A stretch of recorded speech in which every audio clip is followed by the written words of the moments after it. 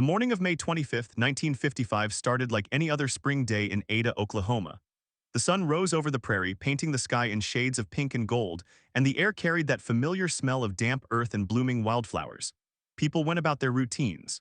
Farmers checked their livestock, children walked to school, and the town's main street came alive with the clatter of shop doors opening and the hum of early traffic. On East Main Street near the courthouse square, the ice cream parlor was already doing a brisk business, serving scoops of vanilla and chocolate to men in work shirts who needed a small, sweet break before the heat set in. The sky was a hazy blue, the kind of blue that promises a warm afternoon, and nobody thought much about the weather except to grumble that it might rain later. By 10 o'clock, the temperature had climbed into the upper 70s. The humidity was thick enough to make shirts cling to skin. Over at the Ada High School, the senior class was practicing for graduation, their voices carrying through the open windows.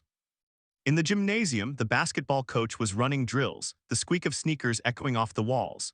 It was an ordinary morning in an ordinary town, a place where everyone knew their neighbors and the biggest excitement was the annual rodeo or the county fair. But the weather was brewing something far from ordinary. Out west, beyond the Oklahoma border, a low-pressure system was deepening over the Texas panhandle. It was pulling warm, moist air up from the Gulf of Mexico, and that air was colliding with a cold front sweeping down from Canada. That collision was the beginning of a storm that would rewrite the history of Ada. At 11:15, the National Weather Service in Oklahoma City issued a bulletin. They said that conditions were favorable for severe thunderstorms, possibly with large hail and damaging winds. They did not yet mention tornadoes.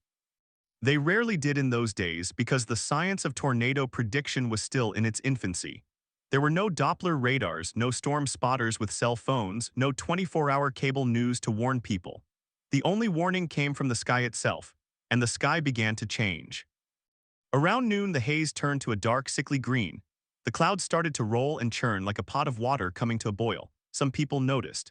The old-timers, the farmers who had spent their lives reading the weather, looked up and felt a knot tighten in their stomachs. They knew that green sky meant trouble. A few of them turned on their radios, listening to the static and the booming voice of the local announcer who read the latest advisory. Severe thunderstorm warning, he said. That was all. But the clouds kept building, climbing higher and higher into the atmosphere until they looked like enormous anvils, their tops flattening out against the stratosphere. One of those clouds was forming right over Ada. At 12:30, the first large hailstones began to fall. They pinged off rooftops and car hoods, bouncing across the pavement like marbles. At first, they were the size of peas, then the size of quarters, then the size of golf balls. People ran for cover, holding newspapers over their heads. The hailstones shattered windows and dented cars. On the outskirts of town, a farmer named Harold McAllister watched his corn crop get shredded in a matter of minutes. He stood on his porch, a cup of coffee in his hand, and stared at the sky with a dread he could not name. Then the hail stopped and the rain started. It was a heavy, blinding rain driven by winds that were picking up speed. The temperature dropped sharply. What had been a warm spring day turned cold and raw. Inside the Ada newspaper office, the editor looked out the window and saw the clouds rotating. They were spinning, slowly at first, then faster. He had never seen anything like it. He called the radio station and told them to broadcast a warning, but he did not know what to say. There was no official language for a tornado warning back then, so the announcer just said, "Everyone please take shelter, there is a storm coming." It was 1:30 in the afternoon. The funnel cloud formed just southwest of town. It began as a thin rope dangling from the base of a dark, flat-bottomed cloud. It looked almost gentle, like a finger reaching toward the earth, but it grew quickly. Within minutes, it was a wide, spinning column, black with dirt and debris. It touched down on a farm a mile outside the city limits, and in seconds the farmhouse was gone. The barn was gone. The cows in the field were lifted and thrown like toys. The tornado was on the ground, and it was moving northeast, straight toward the heart of Ada. In town, the sirens did not sound. There were no sirens. The only warning was the roar. It was a sound that people would later describe as a freight train, but that is not quite right. It was deeper, more vibrating, a rumble that went through the bones. It was the sound of the earth being torn apart. People heard it and they knew instinctively that something terrible was coming. On Broadway Street, a woman named Evelyn Porter was hanging laundry in her backyard. She had 3 small children inside the house. When she heard the roar, she dropped the wet sheets and ran for the door. She grabbed the children and pulled them into the bathroom, the only room without windows. They huddled together in the tub, a thin layer of water at the bottom from the rain. Evelyn covered the children with her body and prayed. The tornado hit Ada at 1:47. It came in from the southwest, cutting a path that was nearly a half-mile wide. The first buildings to go were the small houses on the edge of town. They were wooden frame houses built in the 20s, and they offered no resistance. The tornado peeled off roofs, collapsed walls, and sent splintered lumber spinning through the air like shrapnel. Then it hit the business district. The brick buildings on Main Street held for a moment, but the wind was too strong. The walls buckled and fell. The courthouse, a beautiful stone building with a clock tower, lost its entire roof. The clock stopped at 1:47, its hands frozen at the moment of impact. The tornado moved through the town in a matter of minutes, but those minutes felt like hours to the people trapped inside. An automobile repair shop was lifted off its foundation and dropped onto the street upside down. A grocery store collapsed, burying customers and employees under cans and beams. A church steeple snapped and crashed through the roof of the sanctuary. At the high school, the gymnasium roof was ripped away, and the basketball hoop was found 3 blocks away, twisted into a knot. The sound was immense, a constant roar that drowned out all human screams. The air was filled with dust and flying glass and pieces of wood. People who were caught in the open were thrown against walls and fences. Some were killed instantly. Others were injured, bleeding, calling for help that could not come until the wind stopped. And then, as suddenly as it had arrived, the tornado lifted. It rose back into the clouds, having carved a path of destruction 9 miles long through the town and the farmland beyond. The silence that followed was almost as terrifying as the roar. It was a heavy silence, broken only by the sound of dripping water and the groan of settling rubble. The rain stopped. The sky began to clear. A pale, watery sun broke through the clouds, casting a yellow light on the ruins. Evelyn Porter crawled out of the bathtub. The bathroom walls were still standing, but the rest of her house was gone. She looked up and saw nothing but open sky where her kitchen and living room used to be. Her children were alive. They were crying, but they were alive. She held them close and walked out into the street, which was covered with debris. Broken glass crunched under her feet. A few blocks away, a car was wrapped around a telephone pole. A man was lying in the middle of the road, unconscious, blood running from a cut on his forehead. People began emerging from their shelters, dazed and shocked. They walked through the wreckage, calling out names, looking for loved ones. The first rescuers arrived within minutes. Neighbors helping neighbors. They dug through piles of lumber with their bare hands, searching for survivors. A doctor set up a makeshift triage in the parking lot of the drugstore, using his car's headlights for illumination as the sun began to set. The local radio station, which had been knocked off the air during the storm, came back on at 3 o'clock. The announcer's voice was shaky. He read the names of the dead and the missing. There were 17 confirmed dead at that point. The number would rise to 23 by the end of the night. Over 200 people were injured. More than 300 homes were destroyed, and another 500 were damaged. The entire business district was in ruins. Ada, Oklahoma, a town of 12,000 people, had been cut in half. But even in the midst of that devastation, stories of survival began to surface. A baby was found unharmed in a crib that had been carried 3 blocks and set down gently in a field. A man who had taken shelter in his basement survived when the entire house above him collapsed, but the basement door was clear of debris and he walked out without a scratch. An elderly woman was buried under bricks for 2 hours, and when they pulled her out, she was singing a hymn. The rescue efforts continued through the night. Volunteer fire departments from surrounding towns arrived with trucks and shovels. The Red Cross set up a relief station in the high school, which had somehow survived mostly intact.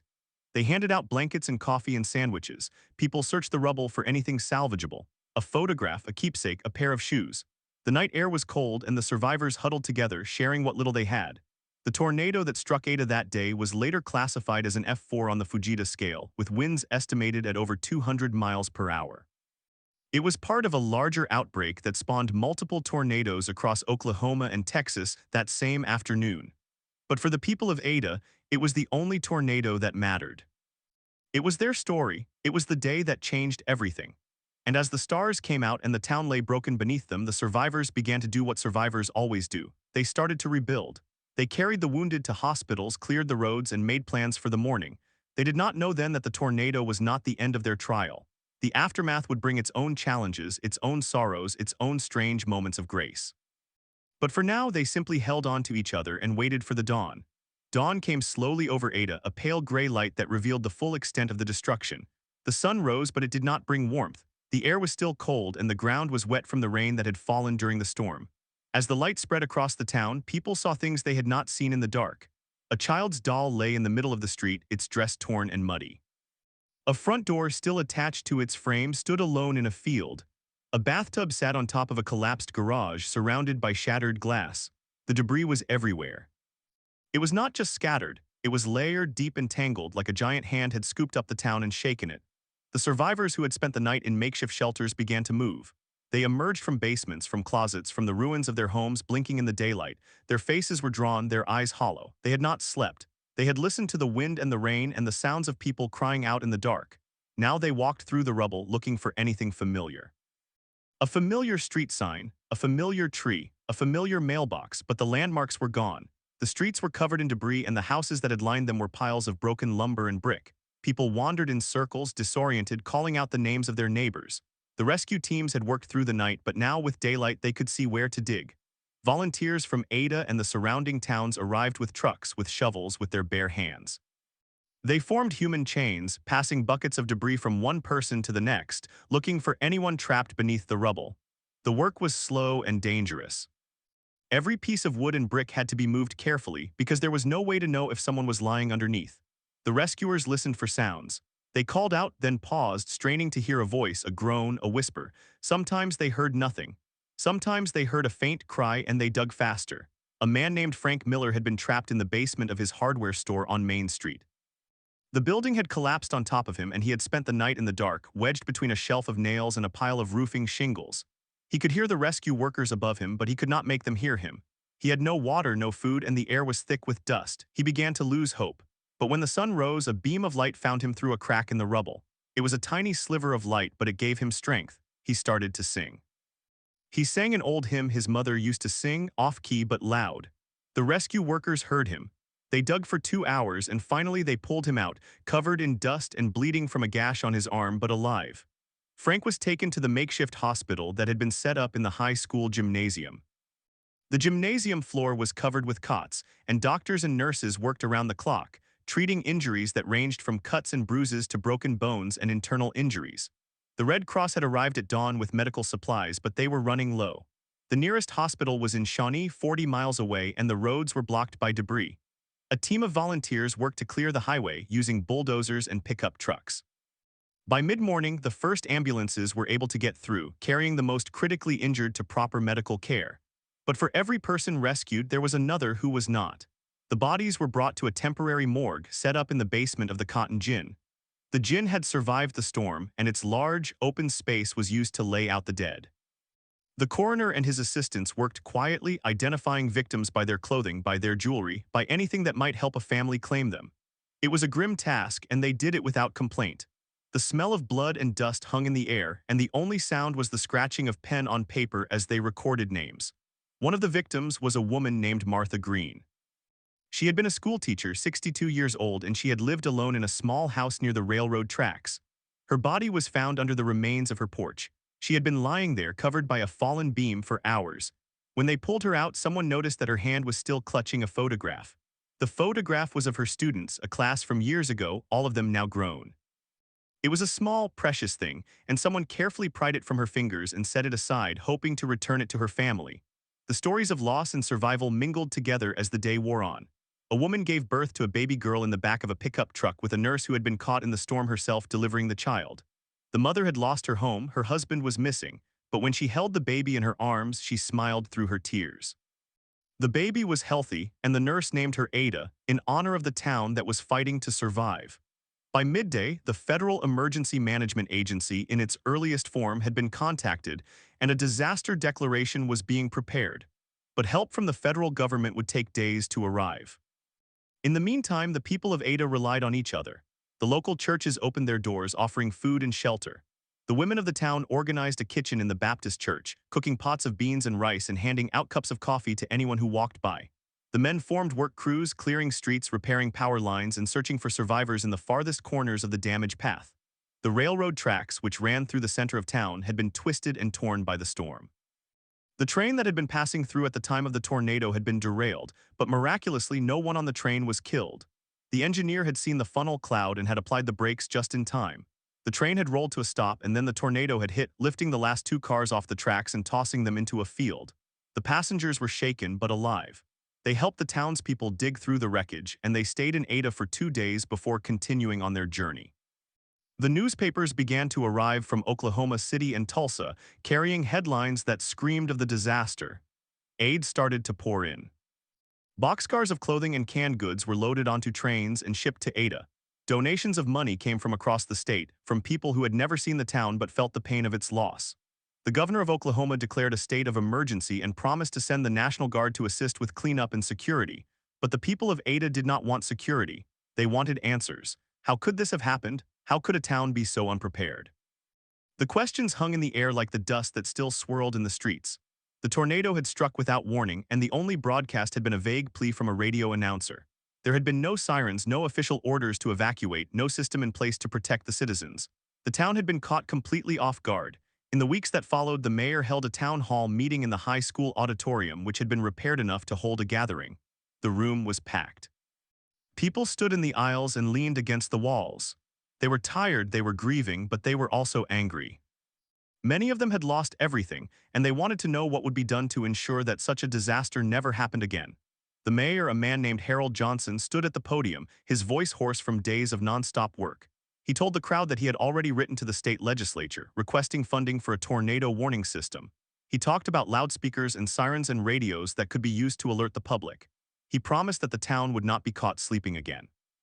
The town hall meeting went on for 3 hours. People stood up and shared their stories. A man whose wife had been killed in the storm spoke about the need for better building codes. A woman who had lost her store on Main Street talked about the importance of community. A young boy, no more than 10 years old, stood up and asked if there was a way to make the tornadoes stop. The audience laughed, but it was a sad laugh. The mayor knelt down and told the boy that tornadoes were part of life in Oklahoma, and that the best they could do was to be ready for them. The meeting ended with a vote to form a disaster preparedness committee, and the people went home, their spirits a little lighter, their determination a little stronger. They had started to rebuild brick by brick, board by board. The first new building to go up was the hardware store, Frank Miller's store. Frank had survived, and he used his insurance money and a loan from the bank to rebuild. The new store was made of concrete block, with a reinforced roof and a basement that could serve as a storm shelter. It was a model for the town. The work continued through the spring and into the summer. The days were long and hot, and the volunteers sweated under the Oklahoma sun. They cleared the lots, poured new foundations, and raised new walls. The town that emerged was not the same as the one that had been destroyed. It was more modern, more resilient, but it also carried the scars of that day.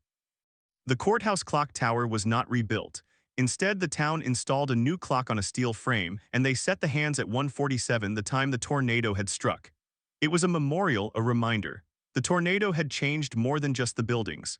It had changed the people. Many who had survived the storm could not shake the fear. They would flinch at the sound of thunder, look up at the sky with suspicion, and keep a constant vigil during storm season. Some moved away, unable to face the possibility of another tornado, but most stayed. They had roots in Ada, and they were not about to let a storm uproot them. The summer of that year saw several more tornadoes in the region, but Ada was spared. The new warning system was installed in time for the next spring, and when the sirens sounded for the first time, the people of Ada knew what to do. They took shelter and they waited. And when the storm passed, they came out and looked at the damage, not to their town, but to the fields and farms to the east. The tornado had touched down, but it had missed them. And they thanked God, and they remembered the day when there had been no warning, and they counted themselves lucky. The years went by, and the memory of the tornado began to fade. The children who had survived grew up and had children of their own, and they told them the story of the day the sky turned black. The elderly woman who had been buried under bricks and sang a hymn lived to be 90, and she sang that same hymn at her granddaughter's wedding. The baby who had been carried 3 blocks in a crib became a teacher at the same school her mother had attended. And the town of Ada moved forward. The oil boom of the 50s brought new jobs and new people. The population grew, and the business district was rebuilt with modern shops and restaurants. The hardware store that Frank Miller rebuilt is still standing, now run by his grandson. The courthouse was renovated, and a plaque was placed near the entrance, listing the names of the 23 people who had died. The tornado had taken lives, but it had not taken the spirit of the town. The people of Ada had proven that they could survive the worst, and they had learned that the greatest danger was not the storm itself, but the silence that came before it. They had learned to listen. They had learned to watch. And they had learned that in the heart of Tornado Alley, the only thing stronger than the wind was the will of a community to stand together. The will of a community to stand together. That was the legacy of the Ada tornado. But legacies are not static. They are tested, reshaped, and sometimes forgotten, only to be rediscovered in moments of crisis. As the years turned into decades, the children who had crouched in bathtubs and under desks grew into adults who carried the memory of that April afternoon like a scar on the inside of their eyelids. They knew the sound of a freight train in the distance, and they knew that the sky could turn green without warning. In the summer of 1955, a young man named Tommy Warren stood on the porch of his father's house on the east side of Ada. He was 18 years old, about to leave for college in Stillwater. His father, a farmer, had lost everything in the 1949 tornado: his barn, his tractor, 3 head of cattle, but he had rebuilt and now the farm was thriving again. Tommy had been 7 years old when the tornado hit. He remembered his mother grabbing him by the arm and pulling him under the kitchen table. He remembered the roar, the shaking, the sound of glass breaking. He remembered the silence afterward, and the dust, and the way his father's hands trembled as they sifted through the wreckage of the barn. Tommy had decided to study meteorology. He wanted to understand the storms that shaped his home. He had read every book on weather that the Ada Public Library owned, and he had written to the University of Oklahoma asking about their program. His father thought he was crazy. "You can't stop a tornado," he said. "You can only hide from it." But Tommy believed that if people could predict the storms, they could save lives. He remembered the radio announcer's desperate plea, the lack of sirens, the confusion. He wanted to be part of the system that prevented that from ever happening again. Tommy left for Stillwater that fall and he threw himself into his studies. He learned about air pressure and humidity, about the jet stream and the dry line. He learned that tornadoes form when warm, moist air from the Gulf of Mexico collides with cool, dry air from the Rockies. He learned that the Great Plains were a perfect breeding ground for these collisions. And he learned that prediction was still more art than science. In 1955, the first experimental weather radar was being tested in Oklahoma. Tommy spent his summers interning at the Weather Bureau office in Oklahoma City, where he helped plot barometric readings and track storm systems on paper maps. He was there in May of 1957 when a massive outbreak of tornadoes swept through the state, killing dozens. He saw the teletype machine clatter with reports of funnels touching down near Tinker Air Force Base. He saw the men in suits huddle around the maps, trying to get ahead of the storms. And he knew that the work had only just begun. Meanwhile, back in Ada, the town had settled into a rhythm of preparedness. The new sirens were tested every first Saturday of the month. Schoolchildren practiced tornado drills twice a year, filing into the hallways and crouching with their hands over their heads. The hardware store's basement shelter had become a community hub during severe weather warnings. Anyone within a few blocks knew they could run to Frank Miller's place. Frank had passed away in 1954, but his grandson, also named Frank, kept the tradition alive. He stocked the shelter with candles, water, blankets, and a battery-powered radio. He kept a logbook of every warning and every storm, noting the time, the direction, the damage reports. In 1964, a new courthouse was built, replacing the one that had been damaged beyond repair. The old clock tower was never rebuilt, but the new courthouse had a basement designed as a public storm shelter with reinforced concrete walls and ventilation shafts. The architects had consulted with the Disaster Preparedness Committee, which had grown into a permanent part of the town's government.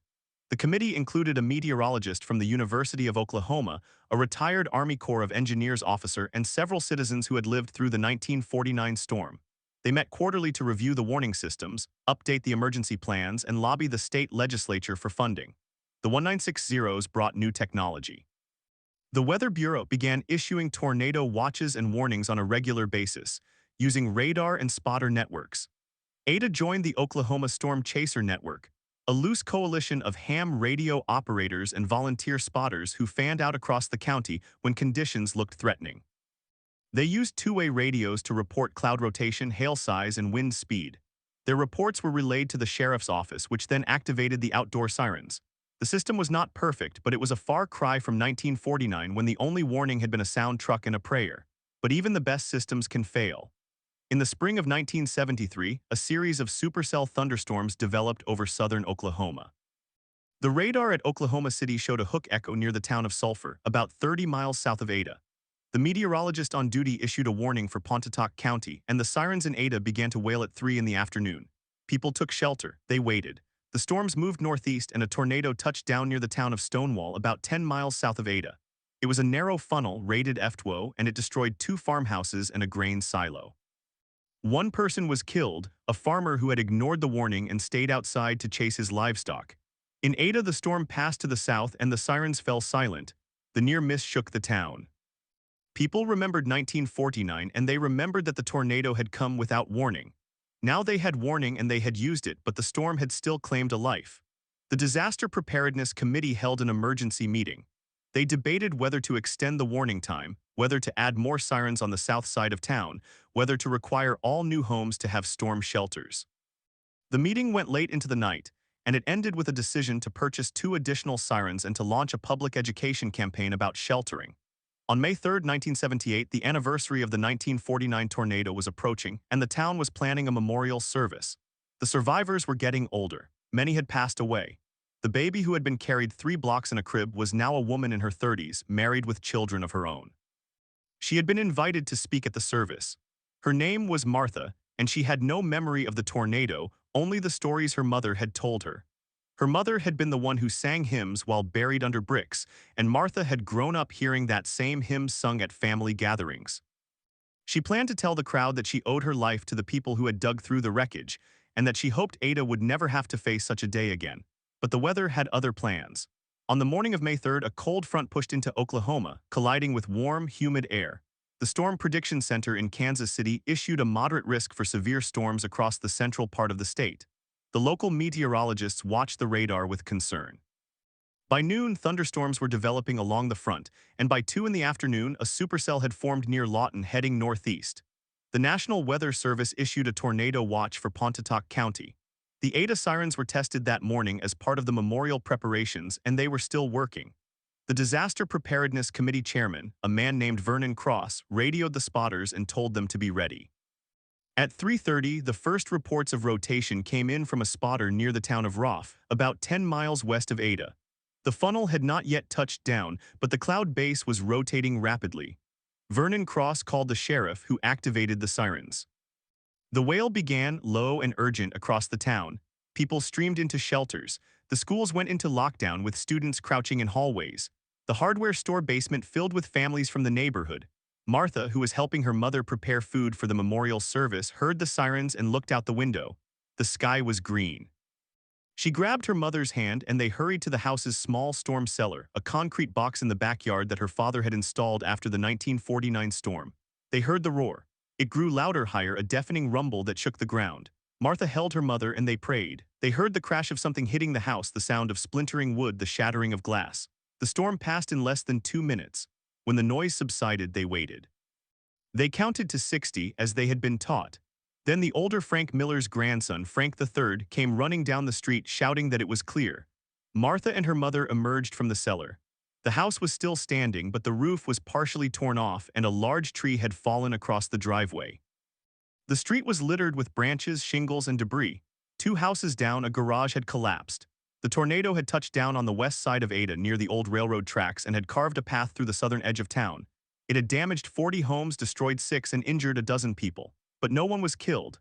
The memorial service scheduled for that evening was postponed. Instead, the town gathered the next morning for a different kind of ceremony. They assembled at the site of the old courthouse, where the clock face still stood on its steel frame, frozen at 1:47. The mayor spoke of the resilience of Ada, of the way the community had responded to the 1949 disaster and how that response had saved lives on May 3rd. He thanked the spotters, the police, the volunteers who had helped with the cleanup, and he asked for a moment of silence for the 23 who had died in 1949. Martha did not speak that day, but she stood in the crowd holding her mother's hand. She thought about the hymn her grandmother had sung in the rubble. She had heard it so many times that she could sing it in her sleep. And as the crowd began to disperse, she heard someone humming the tune. She looked around and saw an old man, his face lined with years, his eyes fixed on the clock. He was the engineer who had braked the train just before the 1949 tornado hit. He had moved to Ada after retiring, and he had never missed a memorial service. He caught Martha's eye and smiled, and she smiled back. The tornado of 1978 was a reminder that the threat never goes away. It is always there, lurking in the spring skies, waiting for the right combination of heat and moisture and wind shear. But the people of Ada had learned to live with that threat. They had built a system of warning and shelter that had proved its worth. They had turned a tragedy into a lesson, and that lesson had become a tradition. Tommy Warren, the boy who had left for college in 1955, did not become a meteorologist. He switched to agricultural science after his sophomore year, and he returned to Ada to run the family farm. But he never lost his fascination with the weather. He became a volunteer spotter, and he taught his own children about clouds and pressure systems, about the signs that precede a tornado. He told them the story of 1949 of the radio announcer of the sound truck of the family who had hidden in a bathtub and survived. And he told them that preparedness was not about fear, it was about respect. Respect for the power of nature and respect for the people who had come before. The generations turned. The number of survivors dwindled. By the turn of the century, only a handful of people who had lived through the 1949 tornado were still alive. They were in their 80s and 90s and they carried the story in their bones. They were invited to speak at schools, at community events, at the annual Tornado Preparedness Fair. They told the same stories, the same details, the same hymns. And the children listened, some with boredom, some with awe, some with a quiet understanding that they were hearing something precious. In 2003, the 60-year-old Ada High School building was demolished to make way for a new, modern facility. The old building had been the one where the town hall meeting was held after the tornado. It had seen generations of students walk its halls. Before the wrecking ball arrived, the school board held a ceremony. They invited the oldest living survivor of the 1949 tornado, a woman named Ruth who had been a teenager at the time. She walked through the empty halls, her footsteps echoing, and she stopped in front of the auditorium. She told the reporters gathered there that she remembered sitting in that very room, her hands shaking, as Mayor Johnson promised them a warning system. She remembered the smell of plaster dust and sweat, the sound of people crying. And she said that the new school, with its reinforced safe rooms and emergency generators, was a testament to the lessons learned. The new school opened in 20 It had 3 safe rooms, each capable of holding 500 people. They were built with steel-reinforced concrete, designed to withstand an EF5 tornado. The windows were impact-resistant. The walls were tied to the foundation with anchor bolts. Architects from across the country studied the design, and several other communities in Tornado Alley adopted similar standards. Ada had become a model not just for survival but for intelligent, proactive resilience. The 1949 tornado was no longer a living memory for most residents. It had become history, written in books and captured in photographs. The Ada Public Library had a special collection: newspaper clippings, personal accounts, a scrapbook kept by the daughter of the hardware store owner. The scrapbook contained the original handbill that had been passed out after the storm, listing the dead and injured. It contained a photograph of the twisted railroad tracks, a picture of the sound truck with its broken loudspeaker, a letter from a woman in California who had sent a donation of $5 and a note that said, "I know what it's like to lose everything. But history is not just about the past. It is about the present and the future." In April 2014, on the 65th anniversary of the tornado, a new generation of Ada residents gathered at the courthouse for a remembrance. The mayor at that time was a woman named Sarah, who had been born in 1970 and had grown up hearing the story from her grandmother. Sarah had studied emergency management at the University of Oklahoma, and she had worked for the state's Department of Emergency Management before returning to Ada to run for office. She stood at the podium under the steel frame clock, and she talked about how far the town had come. She mentioned the storm shelters that were now required in all new homes, the community safe rooms in the schools and the public library, the satellite-based weather alert radios that were distributed free to low-income families. She mentioned the annual Severe Weather Preparedness Day, which included a simulated tornado drill, a fair with booths from the National Weather Service and the Red Cross, and a screening of a documentary about the 1949 storm. She mentioned that Ada had not suffered a single tornado death since 1978. The crowd applauded, but Sarah knew that the work was never done. She had studied the data. She knew that the frequency of tornadoes had not changed, but the concentration of population had. More people lived in mobile homes, more people lived in areas with limited access to shelter. The warning systems were better, but complacency was a constant enemy. She had read the reports of the 2011 Joplin tornado, where the sirens had worked perfectly but people had chosen not to take shelter. She had seen the post-storm surveys that revealed how many had died in their cars trying to outrun the storm. So Sarah pushed for more. She advocated for a public education campaign that focused on risk perception, not just tornado facts. She brought in behavioral scientists from the university to study how people in Ada made decisions during storm warnings. She launched a program called Know Your Zone, which mapped every structure in the city and assigned it a color-coded risk rating. She urged the city council to provide free shelter inspections and to subsidize the installation of safe rooms for low-income households. The council agreed. The funding came from a mix of state grants, federal disaster mitigation funds, and local bond measures. By 2020, 80% of Ada's residential structures had a designated shelter area that met basic safety standards. The town had become a case study in the emergency management community. Researchers from FEMA, the National Weather Service, and academic institutions visited Ada to study its success. They interviewed residents, reviewed the emergency plans, and published papers on the social dynamics of community resilience. One study published in the Journal of Emergency Management in 2018 concluded that Ada's resilience was rooted in a shared memory, a narrative of survival that had been passed down through generations. The study quoted an elderly woman who said, "We remember the ones we lost. We remember the one who sang, and we remember that we could have been them." The authors argued that this collective memory was more powerful than any concrete shelter or warning siren. It was the foundation upon which all other preparedness measures were built. And so the story of the Ada tornado continued, not as a tragedy but as a living lesson. It was taught in schools, spoken at family dinners, recalled in interviews and documentaries. It had become part of the town's DNA, a strand woven into the fabric of daily life. The children who heard it grew up knowing that the sky could change in an instant, but also knowing that if they listened, if they watched, if they worked together, they could survive. They could thrive. On a quiet summer evening in 2023, a young girl named Lily sat on the porch of her grandmother's house. Her grandmother was Martha, the baby who had been carried 3 blocks in a crib. Martha was now in her 70s, and she had been telling Lily the story of the 1949 tornado for as long as Lily could remember. She told it the same way every time, with the same details, the same pauses, the same voice that cracked when she reached the part about the woman singing under the bricks. Lily knew the story by heart. She knew about the sound truck and the radio announcer, about the train and the hardware store, about the man who had carried the baby and the woman who had sung the hymn. She knew that the hands of the clock were forever fixed at 1:47, and she knew that her grandmother had been that baby. Tonight, the sky was clear, streaked with pink and orange from the setting sun. The air was still. The humidity was low.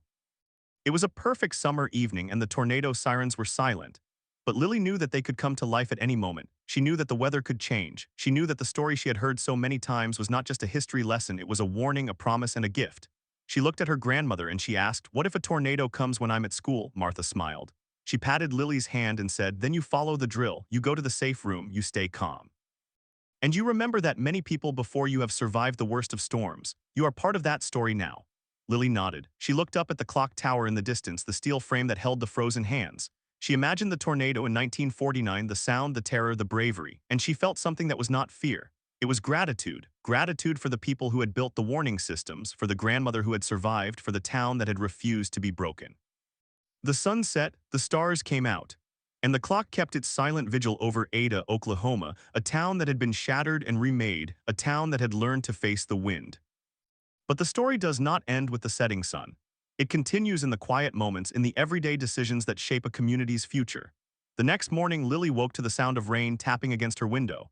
It was a soft, steady rain, the kind that farmers prayed for, the kind that soaked the fields without flooding the streets. She dressed quickly and ran downstairs, where her grandmother was already in the kitchen, pouring 2 cups of coffee and setting a plate of toast on the table. Martha smiled and handed Lily a piece of toast with butter and honey, the same breakfast she had eaten every morning for as long as Lily could remember. "You dream about the storm?" Martha asked, her voice gentle. Lily nodded. She had dreamt of the sound truck, of the crackling voice on the loudspeaker, of the woman singing under the bricks. But in her dream, the woman had been her grandmother, young and frightened, but also calm, as if she knew the words would carry her through. Lily took a bite of toast and asked, "Do you still dream about it?" Martha sat down across from her. She stared out the window at the rain, her hands wrapped around the warm mug.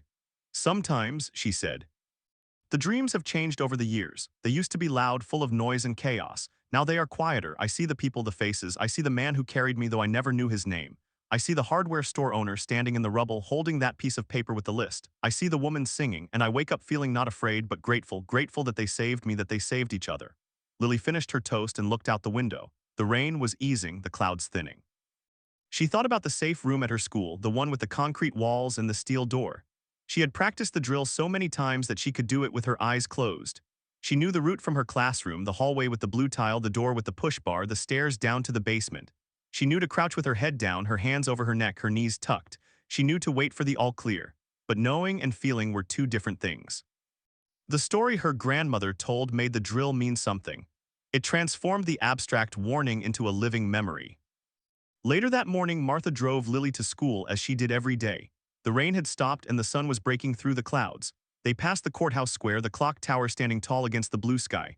The hands were still frozen at 1:47, a permanent reminder. Martha pointed to it as she always did. "That clock is the heart of this town," she said. "It reminds us that time can stop, but life goes on." Lily nodded. She had heard that before too, but today it felt different. She saw the clock not as a monument to loss, but as a symbol of survival. Every day, people walked past it, shopped at the stores around it, gathered on the steps for concerts and farmers' markets. The tornado had taken the original hands, but the new ones had been kept still by design. It was a choice, a deliberate act of remembrance, and that choice had become a part of Ada's identity. At school, Lily went through her day like any other. Math, reading, science. In science class, they were studying weather patterns.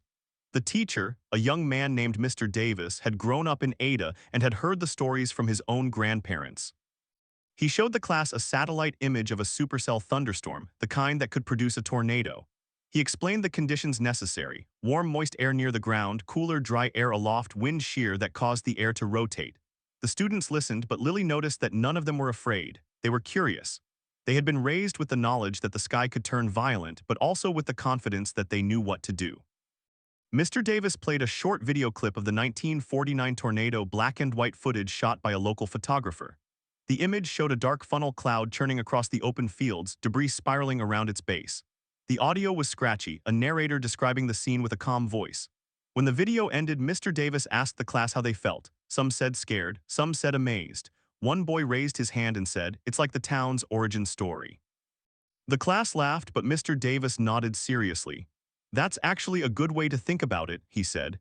"Every town has a story that defines it. For Ada, that story is the 1949 tornado. It shaped how we build our houses, how we plan our emergency services, how we teach our children. It made us who we are." Lily raised her hand. "My grandmother was in the tornado. She was a baby. She was carried 3 blocks in a crib." The class turned to look at her. Some students knew the story already, others had never heard it. Mr. Davis smiled. "That's incredible, Lily. Your grandmother is a living piece of our history. Would you be willing to share her story with the class?" Lily hesitated. She had never spoken in front of the class about something so personal. But she thought of her grandmother, of the way she told the story with such care and reverence. She thought of the woman singing under the bricks. She thought of the hardware store owner and the radio announcer and the man who carried the baby. She took a breath and nodded. And so, on that rainy morning in 2023, Lily stood in front of her classmates and told the story of the Ada tornado. She told it the way her grandmother had told her, with the same details, the same pauses, the same voice that cracked when she reached the part about the woman singing. But she added her own words too. She told them about the concrete shelters, about the warning systems, about the program called Know Your Zone. She told them that they were part of a legacy, a chain of survival that stretched back 74 years. And she told them that they had a responsibility to keep that chain strong. When she finished, the classroom was silent. Then someone started clapping, and soon everyone was clapping. Even Mr. Davis wiped his eyes. Lily sat down, her heart pounding. She felt lighter, as if she had passed on something heavy and made it lighter by sharing it. After school, Martha picked Lily up as usual. Lily told her about the class presentation. Martha listened, her eyes bright with pride. "You did good, child," she said. "That story belongs to everyone now. It always did." They drove home through the quiet streets of Ada. The sky was clear, the air warm. In the distance, a train whistled, a sound that still made some residents of a certain age look up, but that barely registered with the younger generation. The train tracks had been rebuilt decades ago, and the sound was no longer a harbinger of disaster. It was just the sound of commerce, of connection, of a town alive and moving forward. That evening, Martha and Lily sat on the porch again. The sun was setting, painting the sky in shades of orange and purple. The clock tower was visible through the trees, its frozen hands catching the last light. Martha was quiet for a long time, then she spoke in a low, reflective voice. "You know, when I was a little girl, I used to be afraid of that clock. I thought it was a ghost, a reminder of something terrible. But as I grew older, I stopped being afraid. I started seeing it as a sign of hope, because the people who rebuilt this town didn't just put the clock back up. They kept it still. They chose to remember, and remembering is how we honor the ones who didn't survive." Lily leaned against her grandmother. She felt the warmth of her arm, the rhythm of her breathing. She looked up at the stars beginning to appear one by one in the darkening sky. She thought about the woman who sang, about the baby who lived, about the town that refused to break. And she understood in a way that went deeper than words that she was part of something bigger than herself. The crickets began to chirp. A gentle breeze rustled the leaves. Somewhere in the distance, a dog barked. Life continued, ordinary and remarkable, in Ada, Oklahoma. The tornado of 1949 was not forgotten. It was woven into the very fabric of the town, into the concrete of the safe rooms, into the curriculum of the schools, into the memories passed from grandmother to granddaughter. It was a story that would be told for generations, a story that taught resilience, compassion, and the power of community. And as the stars filled the sky, Lily closed her eyes, her head resting on her grandmother's shoulder. She knew that if a tornado ever came, she would be ready. Not because she was brave, but because she had been prepared by those who came before her. She was part of a chain and she would carry the story forward. That night, Martha tucked Lily into bed just as she had done since Lily was a toddler. She kissed her forehead and whispered, "Remember, you are strong, you are safe, you are loved." Lily smiled. "I remember the woman who sang," she said. Martha's eyes glistened. "So do I, child, so do I." She turned off the light and closed the door. Through the window, the moonlight cast a soft glow on the bed. Outside, the clock tower stood silent, its frozen hands pointing to 147. But inside, in the hearts of a grandmother and her granddaughter, the story lived on, alive and beating, ready to face whatever the wind might bring. And that, more than any shelter or siren, was the true strength of Ada, Oklahoma, a town that had learned to face the wind, and in doing so, had learned to face itself. The next morning, Lily woke to the sound of rain tapping against her window. She lay still for a moment, listening to the steady rhythm, a sound that had once filled her with a vague unease but now felt like a lullaby. She pulled back the curtains and watched the drops race down the glass, each one a tiny messenger from the sky. The clock tower was barely visible through the gray, but she knew it was there, standing tall and silent, its frozen hands a permanent reminder that time could be measured in more than hours and minutes. She dressed and padded downstairs, where Martha was already in the kitchen, humming an old hymn while flipping pancakes. The smell of butter and syrup filled the air, warm and familiar. Lily sat at the table and Martha placed a plate in front of her, then sat down with her own coffee. "You slept well?" Martha asked. Lily nodded, taking a bite. "I was thinking about what you said last night, about the clock being a sign of hope." Martha smiled, her eyes crinkling at the corners. "It's a funny thing about hope, it doesn't always look the way we expect. Sometimes it looks like a broken clock, sometimes it looks like a scar, but it's still there if you know how to see it." Lily thought about that as she ate. She thought about the scars the tornado had left on the town, not just on the buildings, but on the people. Scars on the hearts of those who had lost loved ones, scars on the memories of those who had witnessed the destruction. But those scars had healed into something stronger, like the bark of a tree that grows around a wound. The town had not tried to erase the past. It had chosen to live with it, to learn from it, to let it shape the future. After breakfast, Martha drove Lily to school. The rain had softened to a drizzle, and the streets were slick and shiny. They passed the hardware store, where the owner was sweeping the sidewalk, and the library, where the books inside held stories of every kind. They passed the park where the community garden had been planted, and the shelter where the homeless could find a warm meal. Every building, every person, every small act of kindness was a thread in the fabric of Ada, a fabric that had been torn and mended again. "Do you think we'll ever have another tornado like that?" Lily asked. Martha was quiet for a moment. "I don't know, child, the weather does what it does, but if it comes, we'll be ready. And if it doesn't, we'll still be ready. That's the point. It's not about being afraid, it's about being prepared." She pulled up in front of the school and turned to Lily. "Remember, you carry the story now. That's a responsibility, but it's also a gift. You get to decide how it's told." Lily hugged her grandmother and stepped out into the drizzle. She walked through the school doors, her backpack heavy with books, her heart light with purpose. In her pocket, she carried a small piece of paper her grandmother had given her that morning, a photocopy of a newspaper clipping from 1949. It showed a photograph of the clock tower after the storm, its face shattered, its hands gone. Beneath the photo was a caption, "Ada's clock tower stands damaged but not defeated." She entered her classroom and took her seat. Mr. Davis was setting up a projector for the day's lesson on weather safety. Lily looked at the clipping again, then tucked it into her notebook. She would keep it, and one day she would show it to her own children and to their children after that. She would tell them about the woman who sang, about the baby who lived, about the town that rebuilt itself not by forgetting but by remembering. Outside, the rain stopped and a patch of blue appeared in the sky. The sun broke through, casting long shadows across the schoolyard. Somewhere in town, the clock tower stood in the light, its frozen hands pointing to 147, a moment frozen in time, a moment that had never really ended. It was still happening, in every story told, in every shelter built, in every heart that refused to be afraid.